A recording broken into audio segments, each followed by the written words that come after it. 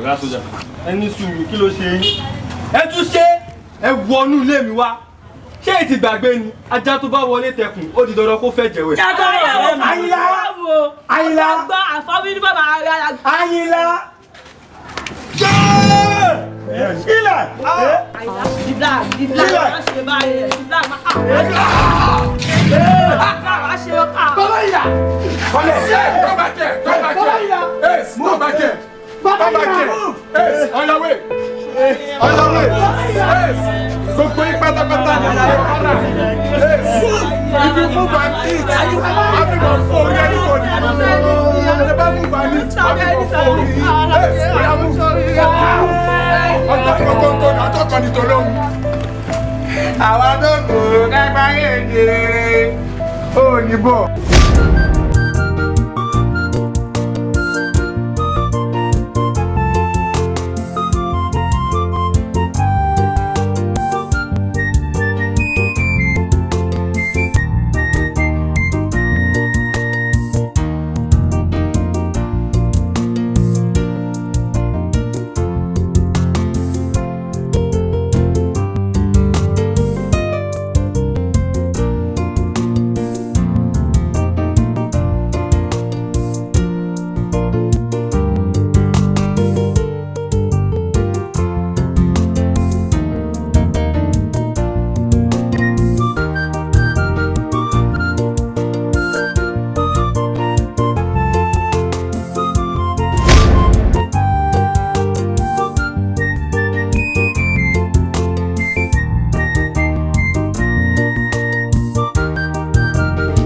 Baba landlord, kí ló dé, kí ló ṣe wọ́n?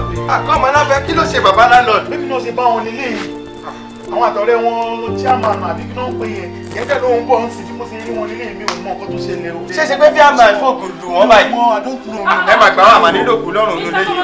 Ẹ mi ò mọ nǹkan tó ṣe wọ́n. Kí ló ṣẹlẹ̀? Kí ló ṣe wọ́n landlord? Bí mo ṣe bá wọn nílé yìí o, àwọn àtọ̀rẹ́ wọn landlord chairman. Bí mo ṣe bá wọn nílé. Bàbá landlord. Àmà nínú wàhálà ni. Ẹ gbà mí, ẹ wò mo ń bọ̀ ṣe gbọ́. Ibo lẹ ń lọ báyìí, ibo lẹ ń lọ báyìí.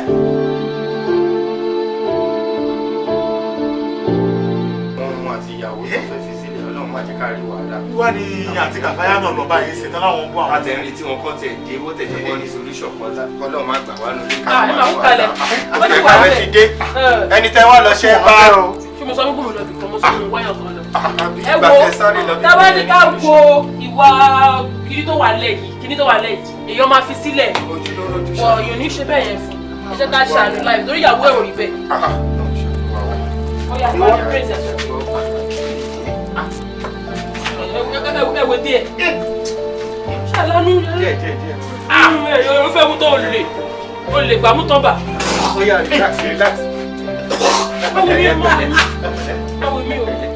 Àǹtí Kàfáyà ẹ ṣé o ẹ kú àgbálẹ̀ ẹ ṣé lọ́pẹ́lọpẹ́ yín lára mi ẹ̀yin náà máa rá láàánú ọmọ yín á rá láàánú ẹ̀ lè tọrọ jẹ ẹ̀ lè tọrọ ọmọ ẹ̀ wò ẹ ṣé gan ni mo dúpẹ́. àwọn kò tọ́pẹ́ àbí tí yóò bá ṣoore fún ẹ̀dá ẹgbẹ́ yìí táyọ̀ fẹ́ ṣoore fún but nǹkan tí mo kàn fẹ́ sọ fún yín ni pé wo ọpẹ́lọpẹ́ ẹ̀gbọ́n dáàdì mi yẹn ọwọ́ wọn mo ti sáré lọ tí mo lọ gba ẹ̀rọ yẹn shell distance mo ṣe wàhálà gan lórí ẹ̀ but kí wàhálà wa kó má bàa já sásán èmi sọ pé wọ́n mú kinní yẹn so 7 days ló máa fi lò wọ́n dẹ̀ tó jẹun láàárọ̀ oníkẹ́ make sure pé fún wọn lóòótọ́ ó ṣe bẹ́ẹ̀ nípò kòrò wọ́n lè má fẹ́ gbà lọ́tọ́ mọ̀ pé wàhálà ẹlẹ́nu dúndùn ni ẹ make sure pé ẹ̀ ń force ẹ̀ kẹjẹ́ kó mú shell distance lágbára Ọlọ́run adẹ́dàwó lé wọn ara wọn abalẹ̀ tán pátápátá. Àǹtí Kàfáyà ẹ̀yin ni mo máa dúpẹ́ lọ́wọ́ ẹ̀ ẹ̀yin máa dúpẹ́ lọ́wọ́ ẹ̀ mi ìṣá lọ pé mi wọ́n máa lo iṣẹ́ kí ni mo gbà ẹ ṣáà ṣe ètò ẹ ṣe Ọlọ́run ló ṣe so Ọlọ́run adẹ́ fún yín ṣe o ẹ ṣe dé kẹsẹ́.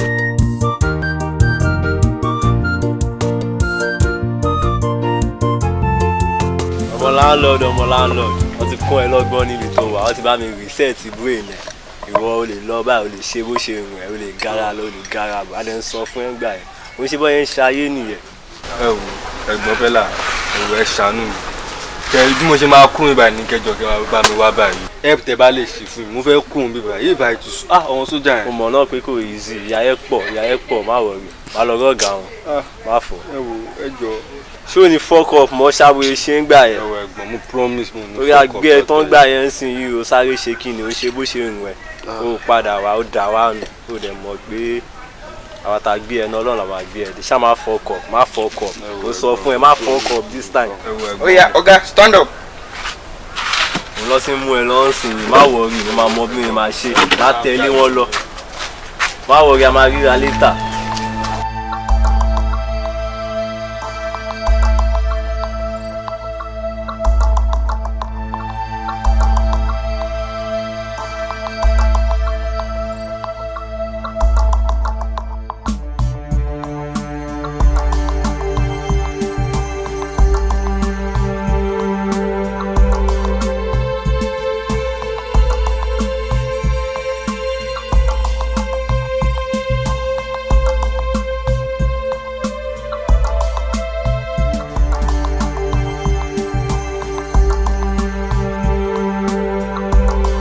Soft. Hello. Mo ní kí n ké sí ẹ ni mo ní ìdọ̀jà ni. Ní ìdọ̀jà. Ọjà 5 náà ni mo kàn fẹ́ fi wá àwọn owó kan jáde náà ni. Mo fẹ́ fi deliver fún àwọn customer mi. So màá rán ọmọ sí ẹ ṣá kó wá gbà lọ́wọ́ ẹ̀. Àwọn kò rí àṣẹ ẹ̀. So bá mi deliver ẹ̀ fún. Mo máa arrange fún ẹ. Màá ti a máa ríra later nìyẹn.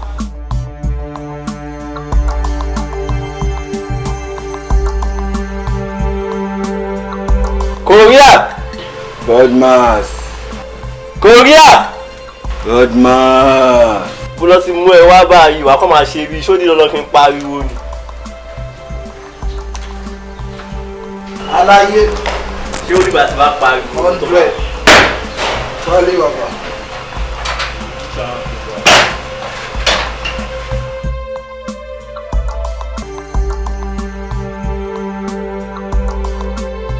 Wọ́n lọ bá mi gba ọjà wa lọ́wọ́ Soft. Mo dẹ̀ fẹ́ iṣẹ́ wàhálà, mo fẹ́ iṣẹ́ tó máa clean. Kò ń ṣe táwọn ọlọ́pàá máa dá ẹ dúró lọ́nà àbí táwọn boys kan máa ìwọ náà ṣe bí ọkùnrin náà. 100. Arrange ọjà.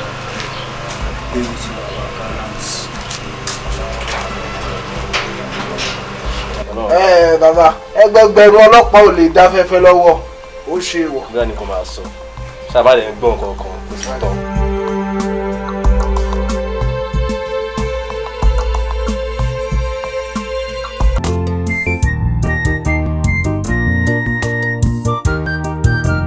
Darling, ojú ẹ̀ ló ń dán régé yìí.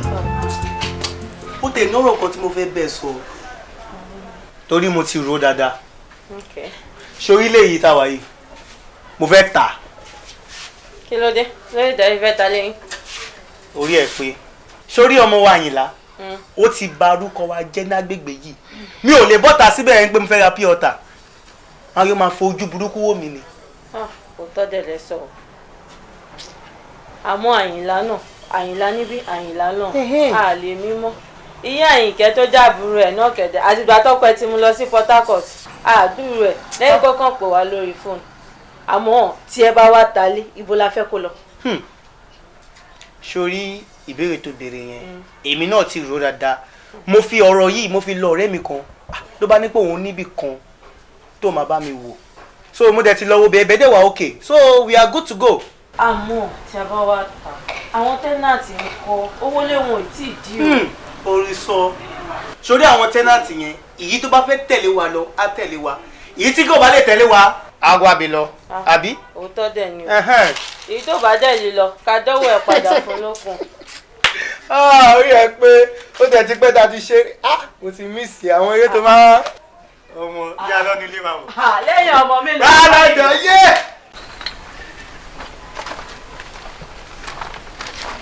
Na him dey ask of you. Yes sir. Bá ń gbé ṣe àìwá. Yes sir. Pẹ̀lá ríṣì ọ̀fọ̀ náà kújọ́ mẹ́ta ojú ẹ̀ rí. Ṣé kò sí ẹ tí mo rí ẹnu bára? Ó wà gan torí ẹ̀jẹ̀ mi kan làwọn ọmọ yín lọ ń tọ́jọ́ ni ó dẹ̀ ń dùn mí wọ́n ti ná ọmọ yẹn jù kí ló dé náà. Ẹ̀jẹ̀ wà nù bíbá yìí Pẹ̀lá ríṣì. àti ẹsẹ̀ kò lè yẹ kó máa lọ bẹ́ẹ̀ àti pẹ́ ju gbogbo yẹn lọ. Ẹ̀jẹ̀ wo wá nìyẹn sọ fún mi. Ọmọ landlord ọmọ Àyìnlá tó ń dá lóru ń gbà yẹn. Àyìnlá.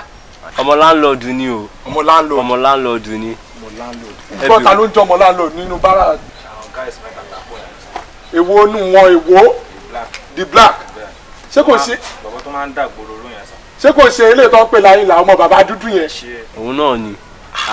Wọ́n ti ná ọmọ yẹn jù náà ẹ bá mi release ẹ on my behalf ẹ release ẹ. Bọ́n mo rò bóyá chairman wá gba àwọn kan sílẹ̀. Ok, méjì la release inú wọn. Ó sọ fún mi pé ọmọ Àyìnlá yẹn ó stubborn gan. Kò sí wàhálà but Dela rí ṣe ẹ máa ní láti sign àwọn òwe kan. Kò sí wàhálà rí. Ok, tó bá ti di ọ̀túnla ẹ wá rí mi lọ́fíìsì. Kò sí wàhálà. Bọ̀bọ́ yẹn ṣebí gadroom 205 ló wà bí ẹ lọ fi sínú 207 ẹ tún double yà yẹn sí so tó bá máa ṣe lọ so agbọn dáadáa. Alright Pelarishi kò sí wàhálà. Inú mi dùn pé mo pè yín ẹ̀dẹ̀ pọ́n mi lé Ọlọ́run á pọ́n yín lé. Àmín o, àmín o. Gbogbo nǹkan tẹ́ bá dáwọ́lé á máa yọrí sí rere. Àmín o. Kàfáyà. Baba landlord. Kàfáyà tòótò pọ̀pọ̀. Ilé ìdẹ́ ń sa mi yìí, ilé ìṣẹ̀lẹ̀. Inú mi kàn máa ń dùn tí bá ti rí ẹ ni. Inú tí wọn náà dùn tá a bá ń rí yín o. Akọ́mọlá fẹ́ kọ̀. Ó ń bọ̀, ó ń wọnú ilé, ó ń bọ̀. Mo ti pe gbogbo wọn tẹ́lẹ̀ bóyá in the course of the meeting wọ́n á join wa. Everybody ń bọ̀. Àwọn omi gan máa ń ṣe bí wèrè. Ṣé ẹ sọ fún pé a ní meeting? Bàbá rẹ̀ ẹ má bínú mo ń sáré ṣe nǹkan lọ́wọ́ nílé ẹjọ́ ẹ má bínú. Mo ń ṣe nǹkan lọ́wọ́ nílé. Ẹ má bínú sà. Onítẹ̀pẹ̀. Ṣé kò sí kí ló ṣẹlẹ̀? Ẹ má wọrí nǹkan ń jà. Ìdí tí mo fi pe meeting yìí ṣé ń gbọ́ mi ni wípé ṣẹ́gi létẹ̀ ń wò yìí mo fẹ́ ta. Kí lẹ wí? Ẹ fẹ́ ṣe. Mo fẹ́ ta ilé yìí. Ẹ fẹ́ ta ilé wo? Ilé wo? Ilé tá a wà yìí ilé mi. Ok, ìtẹ́ kọ́ síbi gẹ̀rẹ́gẹ̀rẹ́ bí odò yẹn àbí. Mo ní mo fẹ́ ta ilé òun sọ fún mi pé tí mo kọ́ sínú gẹ̀rẹ́gẹ̀rẹ́ yìí. Ẹ fọ́ ni. Ẹ ń ṣeré ni abẹ́ ń ṣe torí kò yé mi. Bí wọ́n ń ṣàwàdà. Ṣé ìgbà wípé mi ń ṣe ẹ̀dẹ́ bíbá ẹ̀?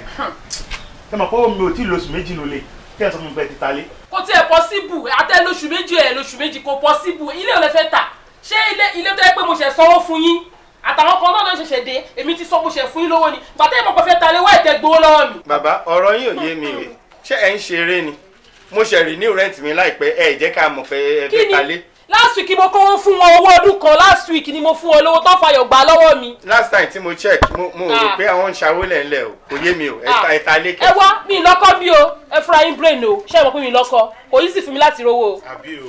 Ẹ fẹ́ gbọ́rọ̀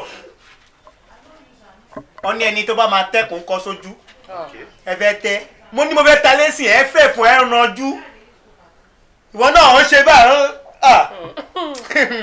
o fẹ́ tẹ́ kò sí kan tí babaláko anybody fẹ́ ṣe mo fẹ́ ta léyìí mo ti ta gan kí ni mo sọ. Ẹ gbádùn ẹ gbádùn. Ó rẹ̀ wọ́n. Ẹ gbádùn rárá fìlà yín bíi tápẹ́já yẹn ẹ gbádùn.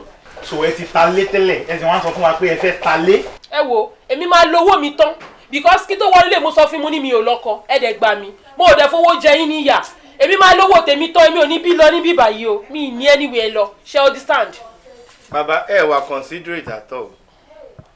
Why tó ṣe jẹ́ àkókò tá a wáyé gangan ọjọ́ òní mo ṣì renew rent mi ẹ ta lé kẹ̀ ṣé ibo lẹ́fẹ̀ẹ́ ká máa gbé báyìí bó ní kí n káwọn ọmọ àtìyàwó lọ. Ẹ ní sùúrù ẹ calm down ok ẹ má bínú ẹ má bínú ó yẹ kẹ́ tí mò ń padà wà dání mi I was only joking ẹ dẹ̀ mú kókó ok ẹ má bínú. náà mọ̀ pé Mr. Latin àbí bàbá. Ẹ ní sùúrù ṣé èèyàn kan remote life yìí ni ṣé mo pẹ́ ṣe máa bẹ̀bẹ̀ tẹ́lẹ̀ ẹ̀ ń bú everybody látẹ̀kan. Kàfáyà ṣé wàá ní sùúrù wàá jẹ́ kí n sọ̀rọ̀.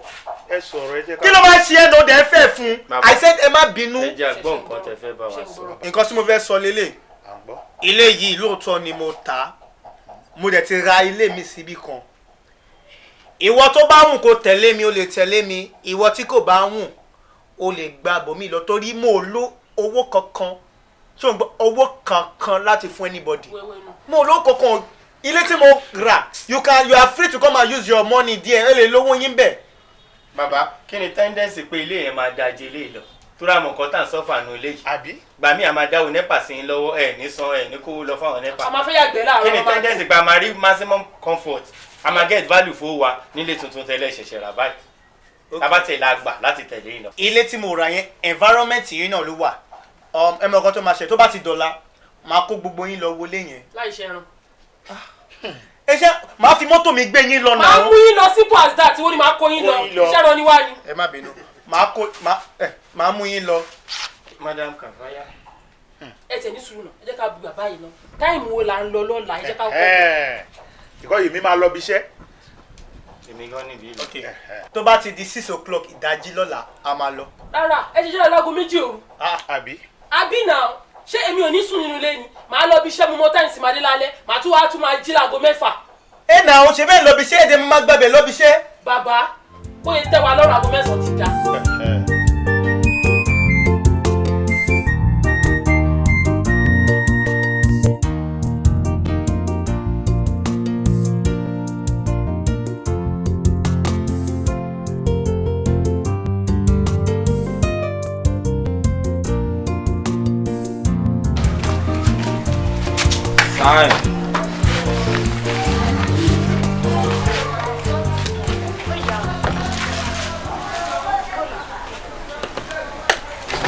Come back to this barrack again, I will kill you.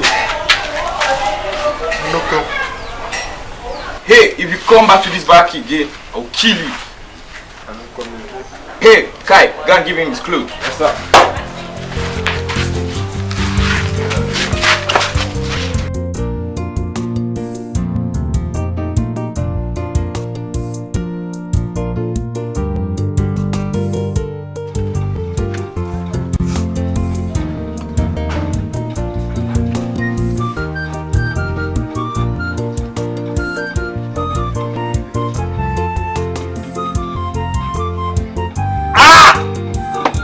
ìyàwó mi orí gba ayé tún gan bíbá.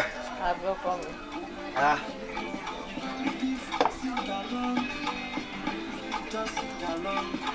ẹ ṣàrọ̀rọ̀. ìyá ọ̀dà.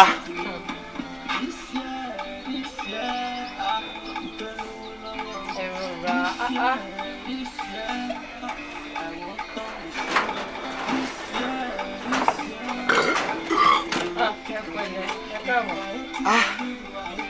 tí ò rí pé bíbá wà òkè gan. ṣé o rántí àdúgbò bẹ́ẹ̀ wípé ìwà kò sí ìkọ̀kan bẹ́ẹ̀ kò sí ibi tí yàn lè ti máa tajà ṣé wọn náà ò rí bíṣọ̀bù ẹ̀ ṣe dúró olúwo ṣe o. sórí olórin kan máa ń sọ kọ̀ọ̀kan ó ní ẹ̀yin màmá ẹsẹ̀ ń bẹ́ tí ó gbórin yẹn. mo dọ̀ ẹ ṣàrọ̀rọ̀. Bàbá landlord. Bàbá landlord. Bàbá landlord. Akọ́mọláfẹ́ bàbá òbò báwo ni Ẹ kú ayé. báwo ni everything níbo ló ti ń bọ̀. Ẹ kú fàájì. èmi nìyẹn Mo bọ́lá ní iṣẹ́ rẹ̀. ṣé kò fún nígò kan. No, ẹ má wọrí bàbá, ẹ má wọrí. wá ní sùúrù tàlẹ́ lè. Àbúrò mi nílé. àbúrò mi ni. mo jẹ́rìí ẹ how are you ṣé inú kọ́mpáàdì wa náà what is your name ní sùúrù jẹ́ ẹ̀ bá sọ̀rọ̀ what is your name ti fẹ́ come Kí lẹ fẹ́ ṣe? come ní sùúrù Akọ́mọláfẹ́. ẹ rí bẹ́ẹ̀ ṣe ń wọ ọmọ inú yín lọ bẹ́ẹ̀ ṣe títí tí ń gbà yẹn náà nìyẹn ṣùgbọ́n òun lẹ́tún ti kó dé bíbá yín sí ṣé ìlànà tẹ́tí fẹ́ bẹ̀rẹ̀ lélẹ̀ ẹ wá owó ọtí ti tèmi mo máa gbà ọ̀bá rẹ̀ lẹ́jẹ̀ fẹ́ san ìbọlẹ̀ ẹ tó gò lọ ok ó ṣáà máa gba owó ọtí mi lọ́wọ́ yín.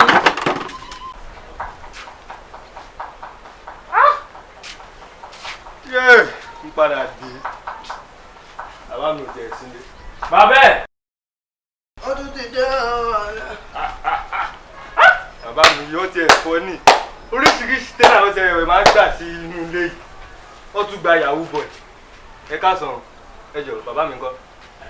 ẹ tẹ̀ mọ́ ẹ ṣe tẹ́lẹ̀ ó kẹ́ mọ̀yán kí tẹ́lẹ̀ lẹ́kọ́kọ́ débẹ̀ lẹ́kọ́kọ́ ṣe kíní kan lẹ́ ń ṣe yàwọn yàmá ṣọ́gun yín lábẹ́rẹ́ ẹjọ́ ni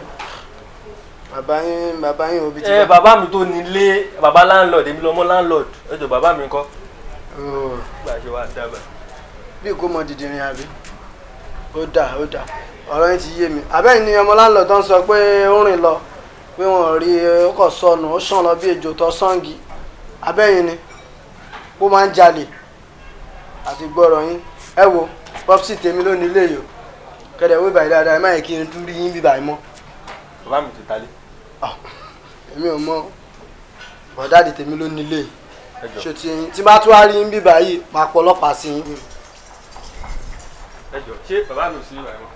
ṣé tí ń dùn yìí ni mo ní kò síyàn bí báyìí. ẹ mọ bí tó kù lọ. bó ti ń ṣe bọ̀bọ̀ yìí o ọmọ ìkéré tó máa ń ya wèrè mi ì máa rọ́ ọmọ ìkéré ìwèrè rí o.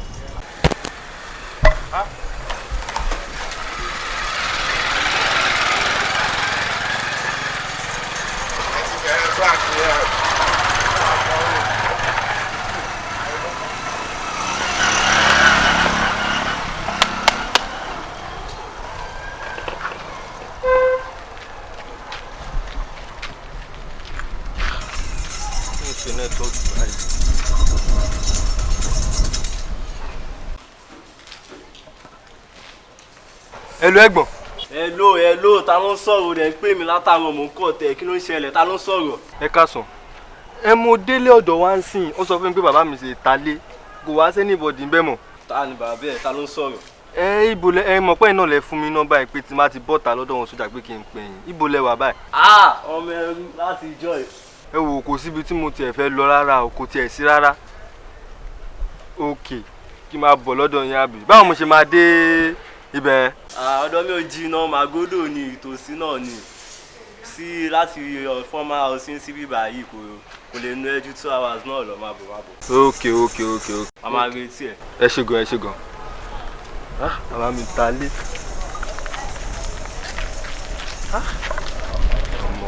Ìyá Bọ́sẹ̀ ó lágbára o. a fi sùúrù báyìí. mo lọ sọ́dọ̀ ìyá Michael ní àná ṣẹ́mi tó fi lórí trọ́fì tó ní trọ́fì tí wọ́n báyìí. ó ti wọ́n ṣé ń jẹ́ṣẹ̀ mọ̀ pé ọtí tí wọ́n ń sìn. èló la fẹ́ máa ta trọ́fì fún àwọn kọ́sítọ́mà wa gan bá. gbogbo nǹkan ló ti wọ́n kí ni ò tiẹ̀ wọ́n àkọ́lọ́ ń ṣàánú wa. yàrá lèdì ẹ wo mo dẹ́kun lè ń sùn fẹ́ tọ́lẹ̀tì wọ́n ti bà gbogbo tọ́lẹ̀tì jẹ́ wọ́n ti fi gbẹ́ bà gbogbo ẹ̀ jẹ́ kí ló dé irú àwọn ẹranko wo lẹ gbà sínú ilé. ta ló tọ́lẹ̀ tí ò wá flush o. ṣé mi lẹ́ ń bi léèrè ẹ̀yin kọ́lẹ̀ wá wájú tà lèmi ṣe wọlé ń sin ni nà ẹ ṣáà ìgbà tí mo ṣe wọlé dé tí mo lọ bọ́ra lẹ̀ pé kí n lọ tọ́lẹ̀tì. ó ga àwẹ̀ tí ẹ kí ẹkàn dé bíbẹ̀ kọ bẹ̀rẹ̀ sí í sọ̀rọ̀ ẹ ṣáà ṣe sùúrù. wo ni kíkì tèmi àti ṣé mo mọ̀ yín rí ni. ẹ má bínú. ṣé létí mọ́ yín ṣe létí náà nìyẹn wọ́n á mess up everyone á lè fi sílẹ̀ bẹ́ẹ̀ ẹ jọ mi ò bá yín sọ̀rọ̀ yálà lè dì ẹ lọ flush. kémi lọ flush toilet fún ẹ lọ flush ẹ fún ẹ ṣebí wọ́n ló fẹ́ lọ flush ẹ. yálà lè lọ flush toilet yẹn. lọ flush toilet yẹn fún mi. lọ flush ẹ. bẹ́ẹ̀ ni. n ti máa fi ojú wa tọpọ ẹ nínú ilé yìí ẹ̀mí yín á kó. àwọn wèrè tẹ máa ń gbà sínú ilé àfi sùúrù ìbólẹ̀ tí wàá ráwọn ilé ìkó wá sínú ilé tẹ́ ń gbà báyìí. àní kọ́nà tiẹ̀ máa ṣàánú èmi àtọkọ mi lókun báyìí. ó ga ọ àfi sùúrù èmi ò lè gbà o. o lè gẹ́ẹ̀tì bíbá yìí báwo ló ṣe ṣe. ẹ ò stress yẹn pọ̀ kí n tẹ̀ tó dé ibà yìí. ọmọ bí kò yìí sí. wọn bẹ́là ẹ̀gbọ́n ibo lẹ ti rí bọ̀bọ̀ yìí. Korea ọmọ cdh a máa gbà ẹ. tí mo ṣe ní ti bá bọ́tà lásán mo fẹ́ pa ẹ. wá ṣé nǹkan tó bá wá bíbá yìí nìyẹn. àlàyé jẹ́ kó mọ̀ pé gbálà ń pa ẹnìkan pa àwọn. mi ò bẹ́ẹ̀ sọ̀rọ̀ ṣé nǹkan tó bá wá nìyẹn. àlàyé má bínú dáa. bẹ́là kọ́ tẹ fà sí ibà ipò gan-an. ìgbà ayé yahoo nìyẹn sórí lọ́wọ́ yìí 44-4 tèmi ó ti di 40 èlùbọ́ ló ń ṣe é sìn yìí ṣó dẹ̀ ṣe lé báyìí. ọmọ mo ṣe lé o wọ ó dẹ̀ lé. ẹ wò kan ẹ má fún mi lẹ́jà jẹ mọ́ ẹ jọ ẹ wá kọ́ mi bó ṣe ń pẹja. ìyẹn ló kéré jù tó bá lé ó kéré gan bàbọ̀.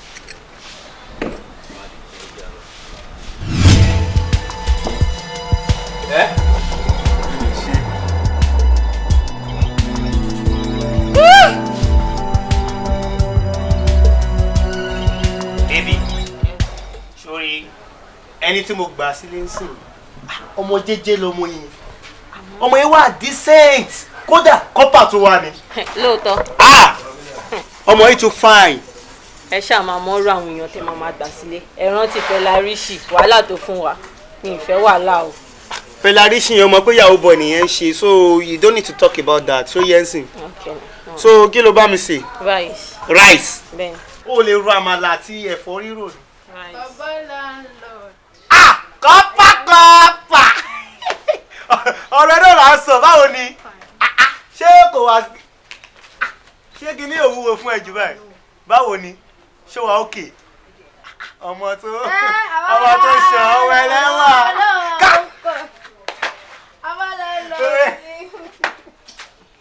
so báwo lè fi tì náà ọmọ kan tó máa ṣẹlẹ̀ wọlé gba bíbá wọlé gbẹ̀yìn yìí wọlé ó ti yẹ máa rí ẹ suwala ti yẹ kó wọlé kó ṣọ́ra tó sí suwala. ṣé ìrí pàgbàyà lẹ́yìn yìí. ọmọ rèé.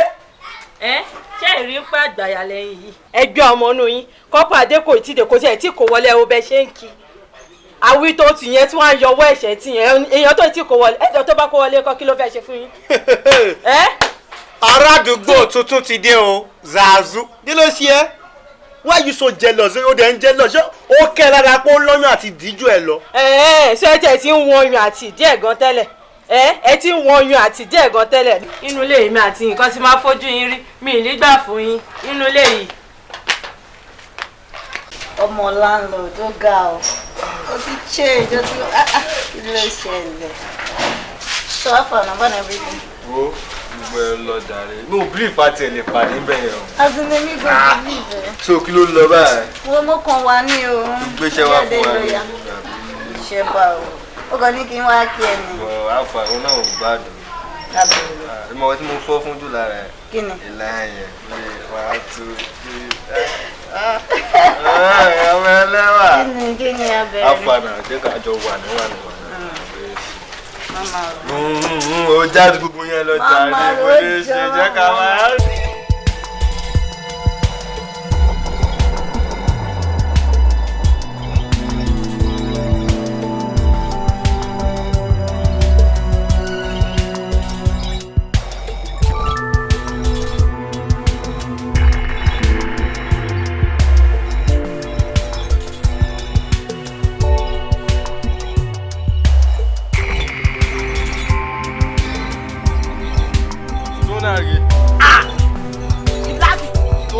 ọmọ lálọ́dù.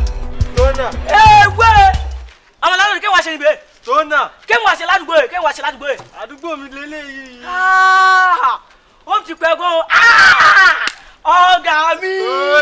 ọ̀gá mi ọ̀gá mi gbá yẹn tí kò japa sí sálọ àgbà wọn ti mú ní ẹ lásán ọgbẹ́ ní ti jáde nínú ìṣẹ́jú. èmo tí pé sójà jọ gbé wá ń gbà yẹn ni. bàbá mi ṣì ń disguise o bàbá mi mo disguise. mo change o aṣọ mo gbọ́. bàbá mi àti gate wàhálà gbọ́ kankan. níbo ìyá yẹn pọ̀ jù ọ̀gá mi ìyá yẹn pọ̀ jù mo dé padà lásán mo kọ́kọ́ ní pé kí ni mo fẹ́ ṣe náà ìjọ kókó japa lọ́nà pé bàbá mi kò yí sí o báwo lẹ́yìn náà ṣe wá ṣe báwo lè ṣe bọ́ọ̀. ọ̀pọ̀ pẹ́lá rí sí lára mi o. pẹ́lá ló mo ló sáré sọ ó ní ọmọ èèyàn lẹ́gbọ́n yẹn o èèyàn lẹ́gbọ́n yẹn try o tó jẹ́ kẹ́ jáde. apartment tó gbà fún mi lélẹ̀ tí mo sáré àtìpáyé mi tí ń rọ́gẹ́dọ̀ àdúgbò mi lélẹ̀ mi kàn bọ́ọ̀sì tẹ́nitì. cda ṣe àmàlù tí ẹ wá gbà wálẹ̀ wọn wò pé ọ̀rọ̀ sọ pé ẹ̀yin ẹ̀ lè jáde ẹ̀yin ẹ̀ lè jáde ẹ̀yin ẹ̀ lè jáde mo pé ọgbẹ́ni orí yọ ojú ilé ọmọ kọ̀ọ̀sẹ́ kí ni ọmọ ọlọ́mọ mo mẹ́kù ẹ̀ tẹ̀lé wọn mo manova ni o. cda ṣe àmà bá mi fà á gan-an ọmọ ẹgbẹ́ mi lọ pọ̀ àlàyé yẹn san lórí gan-an. ọmọ pa alájẹsára ń gbà yẹn lọ́wọ́. bàbá mi adúpẹ́ fọlẹ́ alhamdulilayi bàbá mi sí ọ bàbá mi kò gbà mí fẹ́ ìmọ̀ àdìbàdì mi ń bẹ̀rẹ̀ ni. ọ̀gá mi ti dé padà ẹ̀yìn tẹ̀ níbo ládùúgbò yẹn ní sùn. ọ̀gá mi kò sí ọkọ mọ́ Deblack ní sí àyè làwọn ọmọ landlord kò sí ọkọ bàbá mi. ó lè kẹ́ mọ̀ ẹ̀mí always on guy bàbá mi always on guy.